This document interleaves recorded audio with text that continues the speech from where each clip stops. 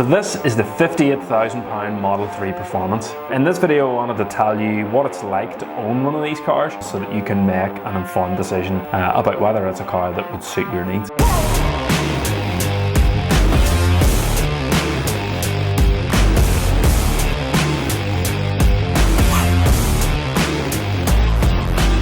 So what do you get for your extra 20 grand over a standard range Model 3? First of all, you get a larger battery so you can go further on a charge. You get these awesome 20-inch Uber turbine wheels with 255 section P0s all round. You get 4-wheel drive, upgraded 355mm 4-pot Brembo calipers with 2-piece front discs. You get this tiny carbon fibre lip spoiler, which I doubt adds any downforce whatsoever, but it does look kind of cool despite that price tag if you want it replaced. Puts out about 530 horsepower and 660 newton meters of torque.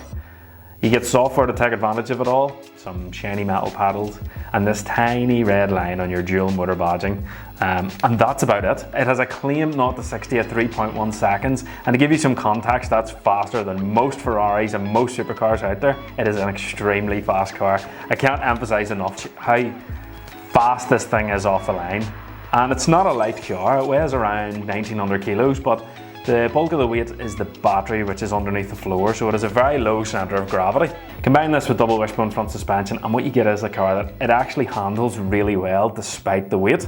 But as a result of all these upgrades, it's a car that allows you to accelerate most supercars and still return a cost price fuel economy of around 150 miles per gallon.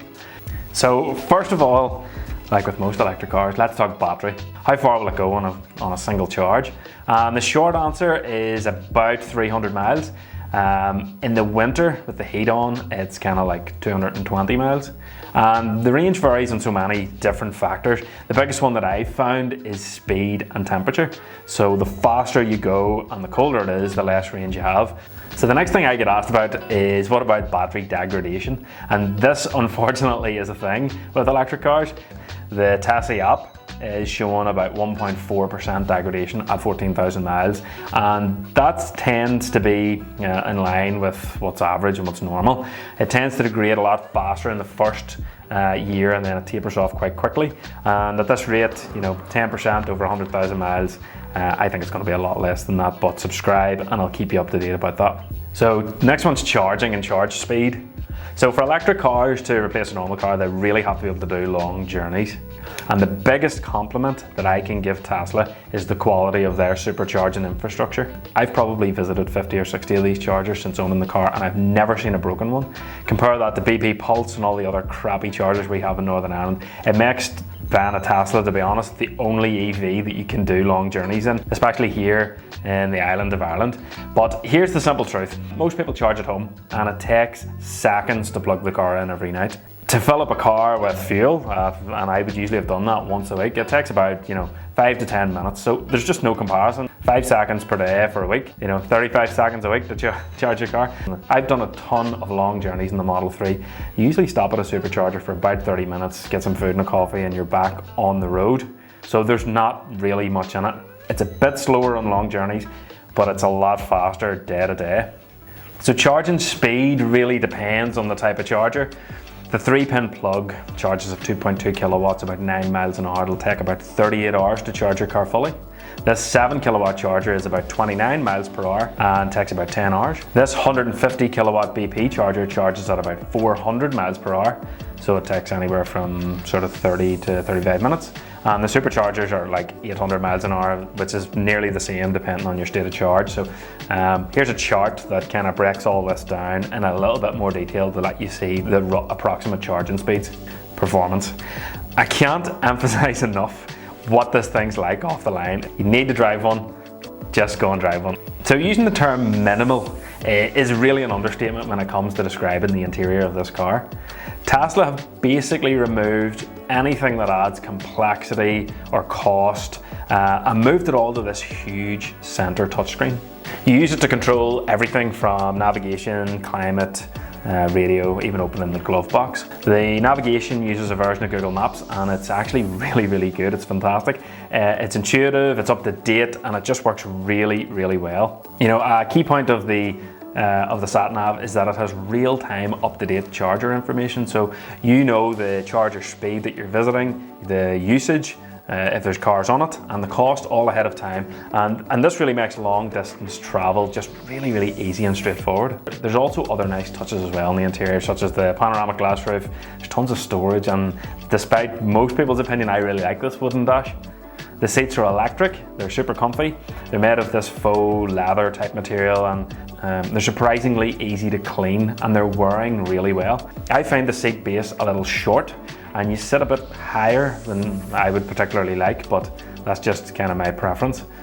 The rear seats are heated as well, which is awesome, but there's no controls in the rear for them, so you actually have to ask the driver, which is it's kind of a bit awkward. But because the battery pack fills the floor and the seats are quite low, you do tend to sit with your knees at a bit of an angle, which can be a bit tiring and a bit of a pain for longer journeys. Another thing you'll notice as well when you get into the Model 3 for the first time is the steering wheel's really small. And what I think Tesla have done really well is that everything you interact with in the interior, the software, the screen, the soft touch materials that you use on a day-to-day basis are all of really high quality.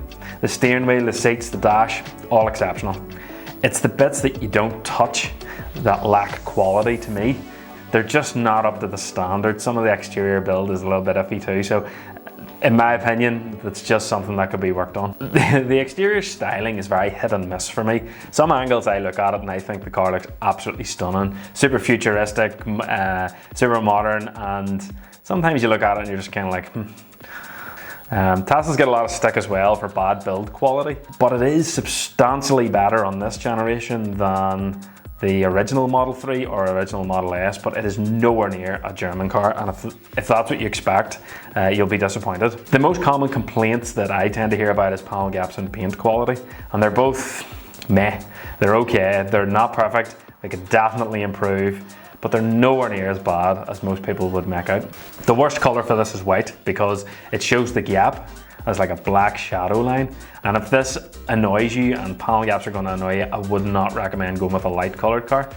The paint's also super thin and soft. It stone chips so easily. I would recommend, if you have the time and budget, get a clear bra fitted to kind of protect the front end. I would say in 100,000 miles, this front of this car will be destroyed with stone chips. But one thing I really like is the Uber turbine wheels. I think they look absolutely fantastic in the flesh.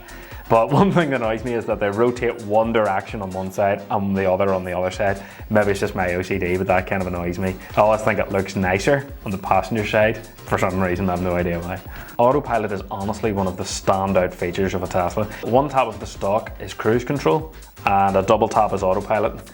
And when you're driving normally, you're making lots of tiny little micro adjustments to the wheel and pedals, and autopilot basically removes all of these from daily driving. It's absolutely fantastic, and you really do need to experience it to see what it's like. It makes driving day to day a lot easier. I would say that I use it probably 80% of the time that I'm in the car. The one thing I don't like about it is that you have to lightly touch the steering wheel a bit too often. I bet you some UK DVLA bureaucrat had some nonsense legislation to come into effect as to why this couldn't be a totally hands-off experience, but the software is good enough to be hands-off, and it should be. I love it. It's one of the best features of the car. So the buying experience is definitely something that's unique. I would say it's an introvert's dream and an extrovert's nightmare. You don't talk to anyone. You can do it all on your phone. There's no salesman, no pressure. There's no bullshit that's involved with buying a car and coming on Ford and negotiating and all this shit. It's so easy, so straightforward. It's basically like just buying an iPhone. Couldn't recommend it enough. It suited me down to the ground.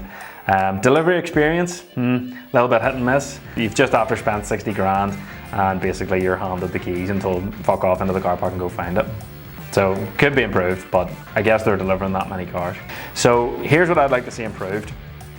The steering wheel, having to touch it all the time for autopilot. The headliner should be black. It needs a heads-up display. The seating position could be a little bit lower. The Model Y comes with window tints from the factory and the 3 doesn't. The phone key quality is sometimes a little bit hit and miss. The paint quality and the panel gaps need improvement. Other than that, it is an absolutely fantastic car. So now I'm going to talk about some of the drawbacks. So firstly, there's the cost. For 20,000 more than a standard range Model 3, it's very hard to justify what is essentially a long range Model 3 with big wheels and some some bits and pieces of trim. I just don't think there's enough difference to justify the price. You know, you look at a 320D and an M3 and they're substantially different, but the Model 3s aren't. Another thing is when you're in track mode, the outside is like lighter than a D turbo. The paint is super soft, it scratches super easy, and stone chips super easy. I really hate that too. So bottom line, would I recommend a Model 3 Performance? I really would. If you're into fast cars and you want to go EV, there's nothing I would rather own other than maybe a Model S Plaid. But for most people, I would recommend buying the standard range, upgrading the alloys, and buying some solar panels for your roof to power it.